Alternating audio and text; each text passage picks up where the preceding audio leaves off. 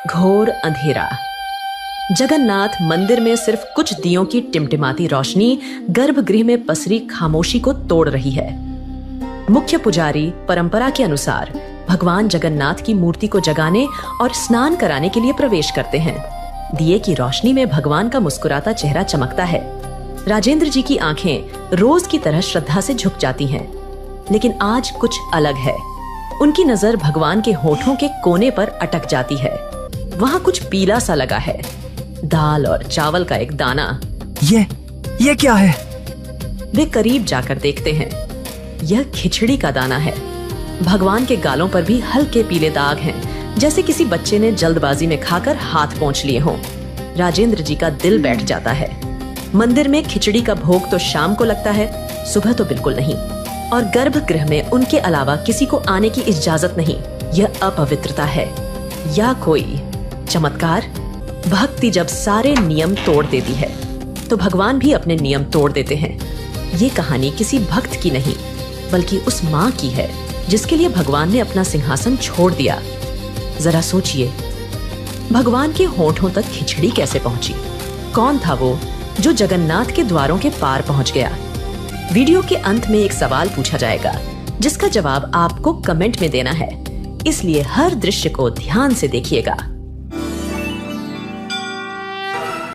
राजा गजपति, एक न्यायप्रिय और धर्मनिष्ठ शासक, अपने मंत्रियों के साथ राज्य के मामलों पर चर्चा कर रहे हैं।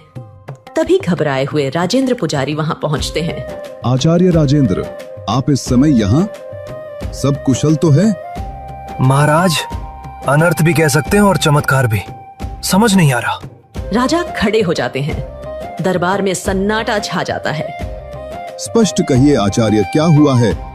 महाराज, आज भोर में जब मैं गर्भगृह में गया तो मैंने प्रभु जगन्नाथ के श्रीमुख पर खिचड़ी के कण देखे।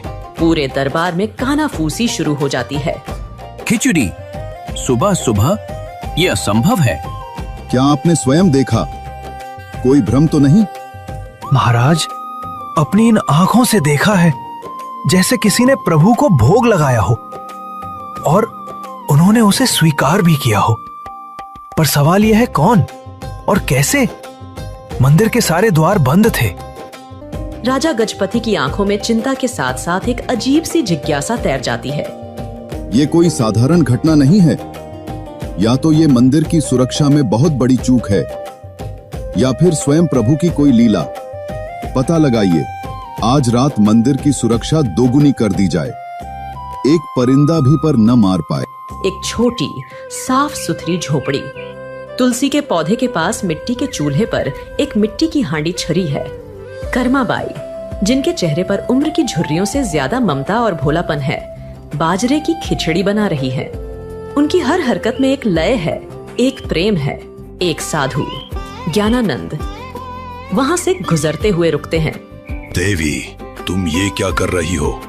कर्माबाई मुस्कुराकर उनकी ओर देखती है। प्रणाम महात्मा, अपने लाला के लिए भोग बना रही हूँ। उससे मेरी खिचड़ी बहुत पसंद है। लाला और तुमने अभी तक स्नान भी नहीं किया। बिना स्नान किए भगवान का भोग, ये तो घोर पाप है। शास्त्र इसके विरुद्ध है। कर्माबाई का चेहरा थोड़ा उतर जाता है। उनकी आंखों में एक बच्चे जैसी उलझन है। पर महात्मा, मेरा लाला सुबह सुबह भूखा होता है। मैं स्नान ध्यान में लगूंगी तो उसे भोग मिलने में देर हो जाएगी। वो बेचैन हो जाता है। मूर्ख स्त्री, भक्ति का अर्थ अनुशासन है। नियम पहले आते हैं, भावना बाद में। भगवान को तुम्हारी मैली खिचड़ी नहीं, शुद्ध मन और तन से दिया गया भोग चाहिए। कल से पहले स्नान, फिर पूजा और तब भोग बनाना, समझे? कर्माबाई चुपचाप सिर झुका लेती हैं। साधु ज्ञानानंद संतुष्टि के भाव से आगे बढ़ जाते हैं। तभी एक 7-8 साल का बालक दौड़ता हुआ आता है। उसकी आंखें नटखट हैं और चेहरे पर एक दिव्य चमक। माँ कर्मा, भूख लगी है, खिचड़ी बनी? हाँ मेरे बच्चे, बस बन गई। बैठ, अभी परोसती हूँ। वह बालक को खिचड़ी परोसती है। बालक बड़े चाव से खाता है। माँ, आज स्वाद थोड़ा अलग है। तुम्हारी आंखों में चिंता क्यों है? कुछ नहीं बेटा, तू बस पेट भर के खा। कल से